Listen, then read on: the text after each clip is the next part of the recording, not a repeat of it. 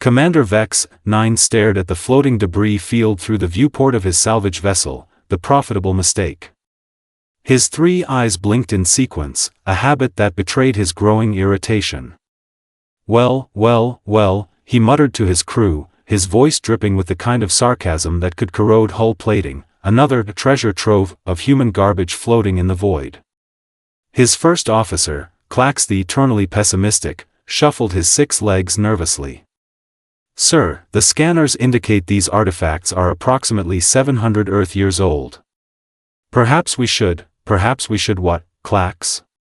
Vex 9 interrupted, his mandibles clicking with amusement. Write a dissertation on ancient human toilet paper? These primitives barely figured out fire when our ancestors were building hyperspace networks. The salvage crew of the profitable mistake had been operating in this sector for 3 rotations, collecting what the galactic community generously called archaeological samples, and what everyone else knew was expensive junk. Humans had been extinct for over 6 centuries, wiped out by their own stupidity and a convenient asteroid that nobody talked about anymore. What remained of their civilization was scattered across dead worlds and drifting hulks like this one. Load up the usual suspects, Vex 9 commanded, gesturing dismissively at the debris field. Primitive computers, corroded metal scraps, maybe some of those ridiculous fabric coverings they used to wear. The museums pay decent credits for authentic human artifacts, even if they're completely useless. Zara Prime, the ship's tech specialist, activated the tractor beams with practiced efficiency.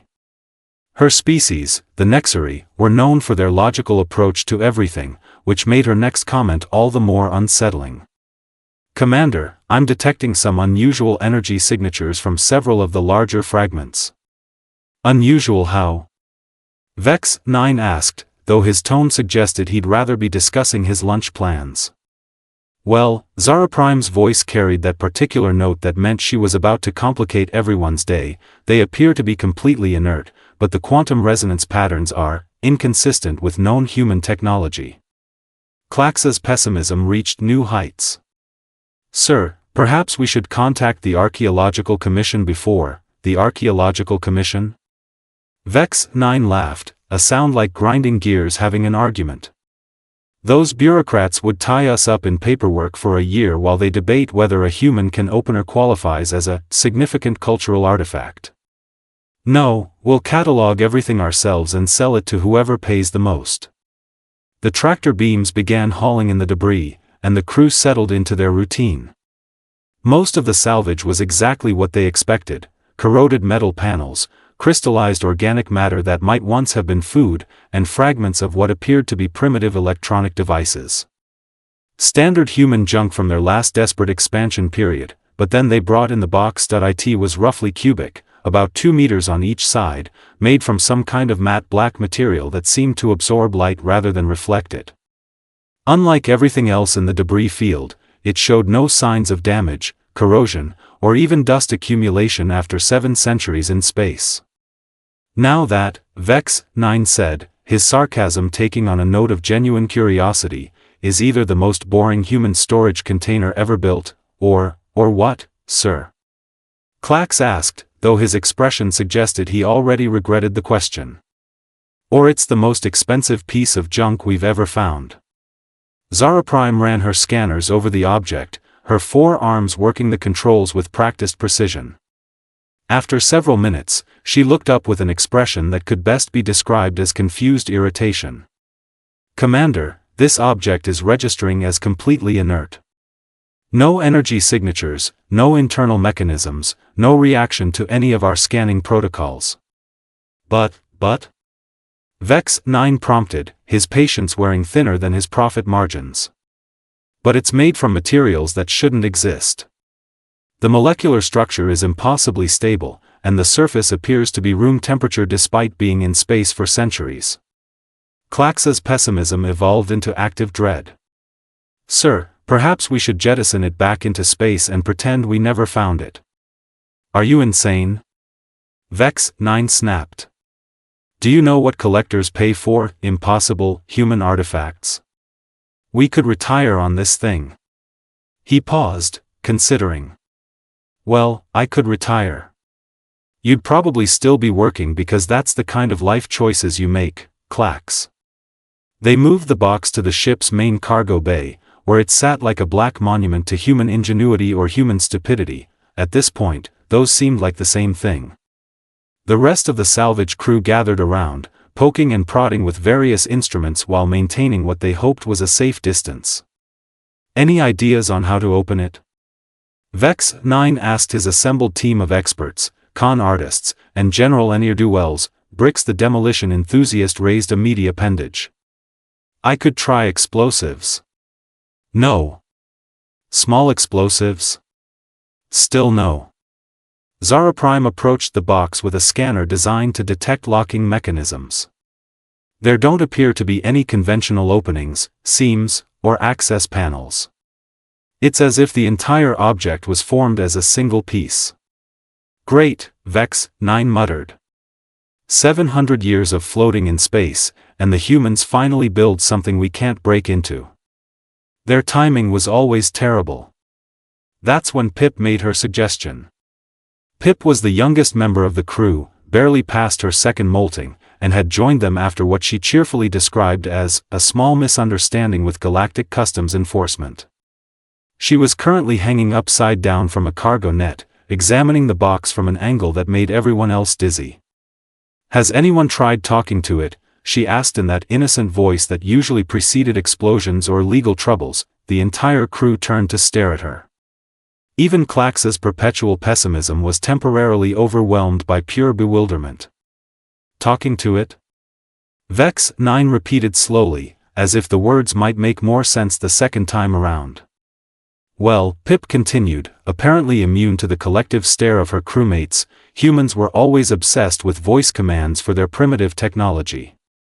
Maybe this thing is just waiting for someone to say, please, or open, or... I don't know, magic word? Vex 9 looked around at his crew, noting their expressions ranged from skeptical to actively concerned for Pip's mental health. Then he looked back at the box, which continued to sit there being impossibly black and irritatingly mysterious. Fine, he said with the air of someone who had given up on the universe making sense. But if this thing activates and kills us all, I'm putting death by talking to human junk on your permanent record, Pip. He cleared his throat and addressed the box in his most commanding voice. Open. Nothing happened. Open, please. Still nothing. Clax tried next, his natural pessimism lending itself well to the task. I don't suppose you'd consider opening, would you? Though I'm sure you won't, because that would be helpful, and helpful things don't happen to me. The box remained stubbornly closed. They tried dozens of phrases in dozens of languages, commands, requests, polite inquiries, rude demands, and what Bricks insisted were traditional demolition prayers. The box absorbed their words along with the light, giving nothing back but silent mockery. Finally, after an hour of increasingly creative attempts, Zara Prime made an observation that changed everything. Commander, she said quietly, studying her scanner readings, I've been monitoring the box during our attempts to communicate with it. While it shows no response to our voices, there are minute changes in its quantum field whenever we speak. What kind of changes? Vex 9 asked, though he suspected the answer would give him a headache. It's analyzing us, Zara Prime replied, her logical Nexary mind struggling with the implications.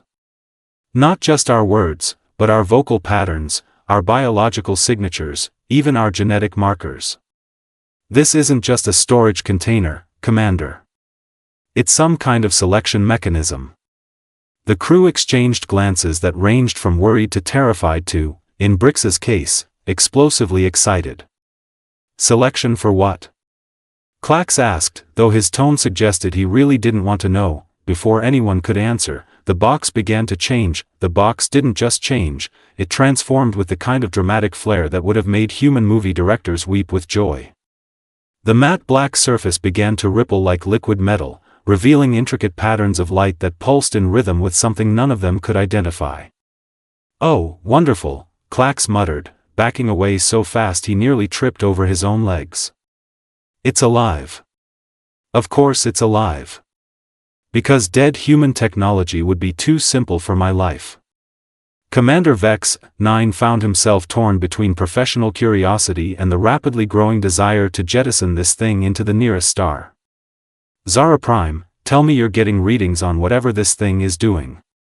Sir, Zara Prime replied, her forearms dancing across her console like a caffeinated pianist. The energy output just increased by a factor of 10,000. Make that 50,000. Actually, sir, I think my instruments just gave up trying to measure it. The patterns of light on the box's surface began to coalesce into something that looked suspiciously like text, but not in any language any of them recognized. The symbols seemed to shift and flow, adapting themselves until suddenly, impossibly, they were reading standard Galactic. Genetic scan complete, the box announced in a voice that somehow managed to sound both ancient and smugly superior. Authorization level, insufficient. Initiating compatibility assessment. Pip, still hanging upside down and apparently immune to appropriate levels of fear, giggled. Oh, this is going to be good. The dead humans left behind a snooty security system. Before anyone could stop her, not that anyone was particularly inclined to try, she dropped from her perch and walked right up to the box. The rest of the crew watched in fascinated horror as she placed her small hand on the surface. Hey there, mysterious human thingy, she said cheerfully. We're just humble salvage operators trying to make an honest living by selling your people's junk to museums. Mind if we take a peek inside? The box went silent for a long moment. Then, in a tone that somehow conveyed centuries of accumulated irritation, analyzing neural patterns. Detecting curiosity, minimal hostile intent, and refreshing honesty. Adjusting security parameters.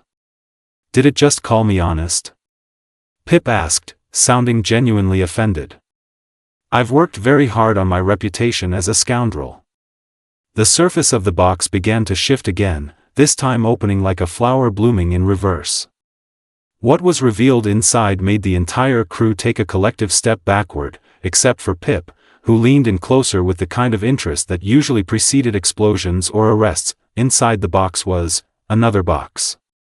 But this one was different, smaller, more elegant, and covered in what appeared to be crystallized human writing.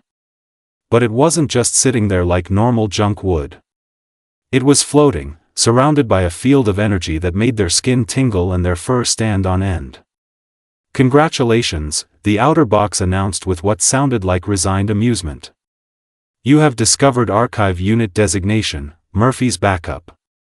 Contents: 1 complete snapshot of human technological development, circa Earth year 2387. Vex 9's 3 eyes widened in sequence.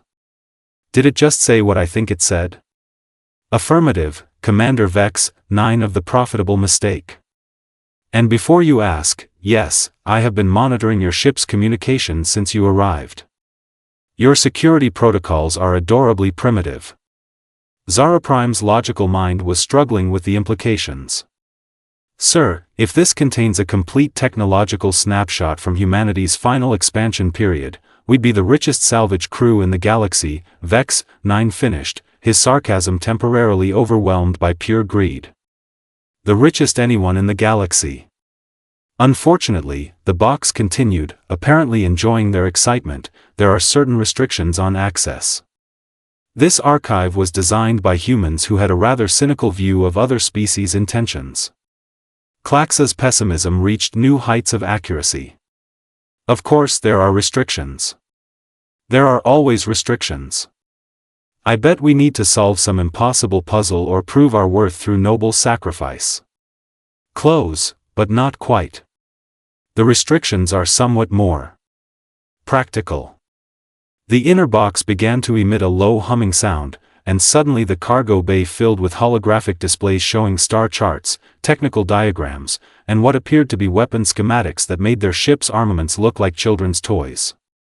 Humans discovered, the archive continued with obvious satisfaction, that the galaxy's so-called advanced species had a tendency to dismiss human technology as primitive junk. This assumption proved useful. Bricks, the demolition enthusiast, was practically vibrating with excitement as he stared at the weapon designs. "Those aren't primitive," he whispered in awe. "Those are planet crackers disguised as mining equipment." Precisely. Humans became quite skilled at hiding their most advanced technology inside things that looked like garbage. Your species' arrogance made excellent camouflage. Vex 9 felt a growing sense of unease. What kind of restrictions are we talking about here? The archive will only activate for individuals who demonstrate 3 specific human traits: genuine curiosity about the unknown, the ability to see value where others see worthlessness, and... The box paused dramatically. A properly cynical sense of humor. Pip burst into laughter. "Oh, that's brilliant. They built a treasure chest that only opens for people who think like humans." Indeed. Most species would dismiss this entire debris field as worthless. But you collected it anyway, hoping to find something valuable among the junk. That kind of optimistic pessimism was quintessentially human. Zara Prime was studying the holographic displays with growing amazement. "Commander, these aren't just weapons and tools. There are medical technologies here that could eliminate most known diseases, energy systems that could power entire worlds, terraforming techniques that make current methods look like gardening with spoons. And that," the archive said with unmistakable pride, "is just the basic package. Humans learn to hide their most impressive achievements inside their most obvious failures." The implications hit Vex 9 like a cargo hauler full of reality. How many of these archives are there? Insufficient clearance for that information. But I can tell you that humans scattered several thousand similar units throughout the galaxy before their official extinction. Most are hidden inside debris fields, derelict ships, and other locations that advanced species would consider beneath their notice. Clack sat down heavily on a cargo crate. "You mean to tell me that for 600 years, we've been throwing away the most advanced technology in the galaxy because it looked like junk?" "Congratulations," the archive replied cheerfully, "you've just discovered why humans called this archive Murphy's Backup. Everything that could go wrong with galactic assumptions about human technology did go wrong. From their perspective, anyway." Pip was now dancing around the floating inner box with uncontainable excitement. "This is the best thing ever.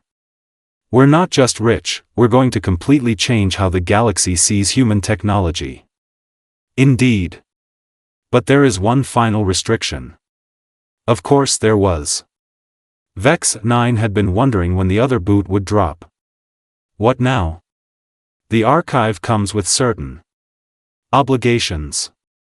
Once activated, the bearer becomes responsible for ensuring that human technology is used responsibly. Humans had strong opinions about what constituted responsible use. Zara Prime looked up from the medical displays she'd been studying. What kind of opinions? Primarily that species who spent centuries dismissing humans as primitive idiots probably shouldn't be trusted with weapons that could crack moons. The cargo bay fell silent except for the gentle humming of the archive. Each crew member was processing the magnitude of what they discovered, and what it meant for their future. Finally, Vex 9 spoke. "So let me get this straight. Humans, who everyone considered the galaxy's biggest failures, actually developed technology that makes our most advanced civilizations look like we're playing with rocks and sticks?" "Essentially, yes. And they hid it inside junk so that only people who thought like humans would find it?" "Correct. And now we're responsible for making sure it doesn't fall into the wrong hands?" "Precisely." Vex 9 looked around at his crew of misfits, con artists, and general troublemakers. Then he looked back at the archive, which was patiently waiting for his decision. "Well," he said finally, his sarcasm taking on a note of genuine appreciation, "I have to admit, those humans knew how to plan ahead. Even their revenge was disguised as a gift." The archive's response carried what sounded suspiciously like laughter. "Commander Vex 9, I believe you're going to fit right in with human expectations. Welcome to the Murphy's Backup Network. Try not to accidentally destroy the galaxy." As the inner box fully activated and began downloading centuries of hidden human knowledge directly into their ship's computers, Pip summed up everyone's feelings perfectly: best salvage run ever. The humans, it turned out, had indeed had the last laugh. Even in death, they were still surprising the galaxy with just how wrong everyone had been about them. And somewhere among the stars, a few thousand more pieces of junk waited patiently for the right kind of fools to find them.